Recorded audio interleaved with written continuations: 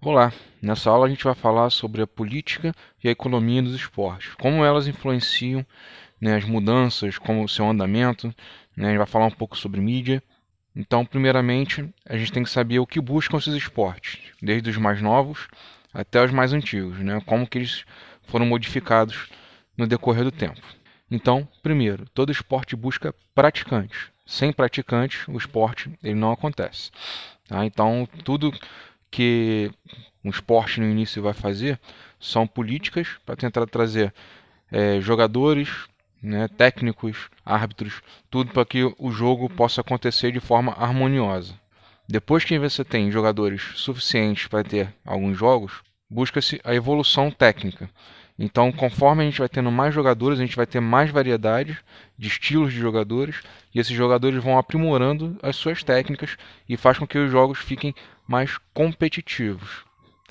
E depois que você tem a competitividade, de uma certa forma mais profissional, esses atletas e esses esportes buscam visibilidade. Então, seja através de patrocínio, seja através da mídia, né? Tudo que pode ser usado para poder botar essa visibilidade desse esporte vai ser usado. A gente pode levar isso com uma forma hierárquica da evolução do esporte. Então, se você tem mais praticantes, você tem mais eventos profissionais, Os eventos se tornam mais competitivos, mais difíceis, então os atletas têm que se aprimorar mais. Quanto mais eventos são profissionais, quanto mais difíceis eles são, maior a busca pela superação. Então é aquilo. Então, quando você tem uma evolução técnica, você quer ser melhor do que o outro para poder superar ele, ficar primeiro na competição. Então, a quantidade de atletas influencia diretamente na evolução técnica e a disputa entre esses atletas também vai influenciar na evolução técnica. E quanto maior a busca pela superação, maior a busca pelo reconhecimento. Então, esses atletas têm algo a falar, têm algo a dizer. Então, quando eles estão competindo, eles estão ali simplesmente só por diversão. Quando o esporte se torna altamente competitivo, eles têm que mostrar por que ele é o melhor, como que teve a evolução daquela técnica, por que ele é utilizado aquela técnica. Então, tem sempre algo a dizer. E existem algumas formas de acontecer esse reconhecimento. Pode ser com espaço na mídia, um tempinho ali para poder falar sobre esporte ou para transmitir jogos, ou fazer entrevistas. Muitos dos novos esportes estão se utilizando do Instagram, do Facebook e até do YouTube para poder divulgar o esporte. Então você sempre busca um espaço na mídia. Também pode ser ter um reconhecimento através da briga por uma vaga num campeonato de grande porte, seja nos Jogos Olímpicos, quando o esporte se torna olímpico, ou vencer um Pan-Americano para poder ganhar uma vaga no campeonato mundial daquela modalidade. Remuneração, seja por patrocínios, ganho de materiais esportivos. Enfim, tem vários tipos de visibilidade, de reconhecimento, de remuneração que esses esportes buscam para poder tentar evoluir, e trazer o máximo de adeptos ao esporte. Obviamente, essa busca pelo reconhecimento tem seus prós e contras. Prós porque é possível que se consiga o máximo de adeptos possíveis. Isso vai depender, claro, da cultura do país ou daquela região, mas você vai conseguir adeptos. E pode ter os seus contras também por conta das adequações única e exclusivamente por causa da mídia. E a gente tem alguns exemplos de esporte que eu vou falar daqui a pouco, mas você às vezes deixa até de marcar algumas infrações por conta da espetacularização do esporte. Então, algumas alterações que a gente pode ter no jogo para poder se adequar à televisão, por exemplo, tempo de jogo, o tempo de jogo ele tem que diminuir geralmente entre 1 hora e 2 horas, porque se ficar muito grande, a televisão não deixa de perder esse espaço da programação dela, Às vezes a transmissão de uma novela, de um jornal. Então, a gente tem alguns esportes que fizeram isso. Daqui a pouco eu vou falar um exemplo. Pode diminuir a quantidade de jogadores para ele se tornar mais dinâmico. Diminuição do espaço físico e até o modo de pontuação. O maior exemplo que a gente tem hoje de modificação do esporte para poder se adequar à televisão é o vôlei. O vôlei antigamente tinha uma duração média, né, entre 2 horas e meia e 4 horas. Isso por conta de uma única regra, que era a regra da vantagem. Basicamente, toda equipe tinha que fazer 2 pontos seguidos para poder marcar um. E se você tivesse um jogo em que muitos tivessem muitas interrupções nessa vantagem de cada equipe, podia ficar aí vários minutos sem nenhuma equipe marcar um ponto. Então o que se fez para poder se tornar o esporte mais midiático? Tirou a regra da vantagem. Então toda vez que a bola bate no campo adversário ou fora do campo adversário, é ponto, seja para um ou para o outro. E isso faz com que os sets se tornem muito mais rápidos. Outra adequação, ou pode ser inadequação, né, são a quantidade de árbitros no futebol.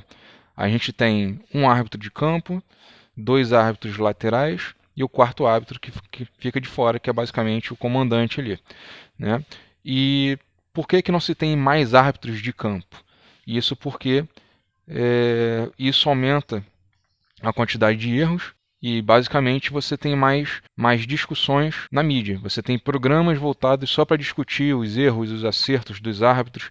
Então, quando você coloca uma maior quantidade de árbitros em campo, essa quantidade de erros diminui, tirando a quantidade de conteúdo dessas mídias, né, da televisão, desses programas de televisão.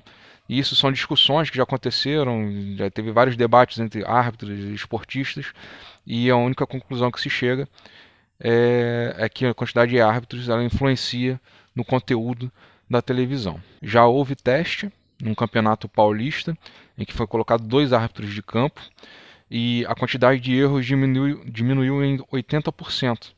Né? Então, se você tem a prova de que o número de erros diminui, por que esses árbitros não são utilizados nos campeonatos oficialmente? Apesar de terem colocado árbitros de gol, né, e mesmo assim terem erros, e se viu que um árbitro de campo ele diminui essa quantidade de erro, então por que não se usar? Então a resposta é o conteúdo que se tem na televisão. E uma adequação, uma outra inadequação atual, né, é a NBA. A NBA, que atualmente é um dos maiores espetáculos do mundo, né, nos Estados Unidos. E a gente tem um exemplo, que daqui a pouco eu vou mostrar um vídeo aqui, de coisas que acontecem em jogo que deveriam ser marcados como infração. E por que isso não acontece? Porque quem vai assistir um jogo de basquete, ele busca o espetáculo, quer se divertir, ele não quer ver erros de atletas. Então, isso às vezes justifica para um árbitro não marcar, por exemplo, a andada. Né? Para quem não conhece direito o basquete, quando você recebe a bola no ar, você tem direito a dar 2 passos para poder fazer uma bandeja, por exemplo. E o vídeo que eu vou mostrar agora, o atleta ele pega a bola em movimento, mas ele dá entre 3 e 4 passos, né? Faz uma enterrada e o ponto vale. Será que o árbitro não viu? Óbvio que o árbitro viu, né? Mas ele preferiu não marcar a infração porque é uma cesta bonita, né? As pessoas estão lá no estádio para ver jogadas bonitas e às vezes marcar uma infração amadora, vamos dizer assim, não leva a diversão ou entretenimento que o estádio precisa. Tendo falado de como a economia influenciou nos esportes, agora a gente vai falar como a política influencia nesses esportes. A gente já falou em outros vídeos, né, de uma forma mais geral, mas a primeira influência, talvez uma das mais marcantes, é a influência de Hitler, né, ele que buscava uma comunidade mais desenvolvida para mostrar ao mundo como a raça ariana era superior. Então ele se utilizou dos Jogos Olímpicos em 1936 para poder provar essa superioridade. Então ele fez grandes estádios, investiu em grandes atletas, ele buscou o máximo de divulgação para os seus atletas, seus esportes, através da mídia. Então ele gravou todos os Jogos Olímpicos. Né? Naquela época isso não era comum, ele fez essa gravação de uma forma até brilhante. Né? Então ele usou a mídia como forma de divulgação dos esportes e usou a sua ideia de uma comunidade mais desenvolvida, né? Provando que ele é mais desenvolvido por ser melhor nos esportes, apesar de ter várias derrotas, e a maior delas foi contra Jesse Owens dos Estados Unidos, que ganhou 4 medalhas de ouro em cima da Alemanha. Hoje a gente também tem os Estados Unidos, né? Na verdade antigamente também, eles utilizavam o esporte como forma de mostrar ao mundo que eles são um país organizado, eles têm uma nação muito organizada, e como eles são muito bem sucedidos esportivamente, hoje é o maior vencedor de medalhas olímpicas, né, do mundo, e para os países que vêm de fora, aparenta que os Estados Unidos investem pesado nas pessoas que ali vivem, né? Apesar de a gente saber que tem problemas na saúde, na economia, são muitos desempregados, muitas pessoas que não conseguem pagar um atendimento, né, no sistema de saúde. Então a gente sabe que existem esses problemas, mas quando a gente vê os Estados Unidos vencendo, ganhando uma grande quantidade de medalhas de ouro nos Jogos Olímpicos, passa esse ar de que os Estados Unidos são muito superiores em relação aos outros países. E o último exemplo, né, e aí mais próximo da gente, foi o movimento para Frente Brasil, em 1970, em que o Brasil passou a acreditar que se o Brasil fosse muito bem esportivamente, né, no exterior, o Brasil seria reconhecido como um país de grande investimento. Então, os países de fora trariam suas empresas para poder investir no Brasil, né? Então, o que o Brasil fez? Investiu dinheiro público na equipe, né, na seleção brasileira de futebol, que levou o Brasil a ser campeão em 1974. E também modificou a educação física escolar, porque agora a educação física escolar passa a ser uma fonte de busca de novos talentos esportivos. Então, a configuração que a gente tem hoje de educação física vem por conta desse momento em que a gente busca atletas para poder se destacarem e terem as melhores seleções em cada esporte possíveis. Então, essa influência do futebol, do handebol, do basquete e do vôlei na educação física vem por conta lá de 1970, em que o governo busca essa influência esportiva na economia.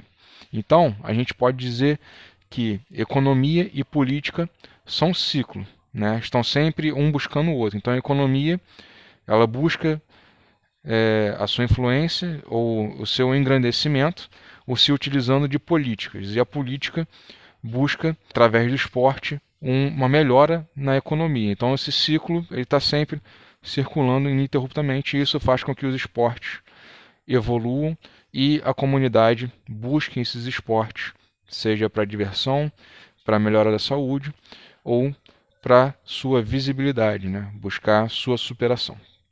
Então é isso. Valeu!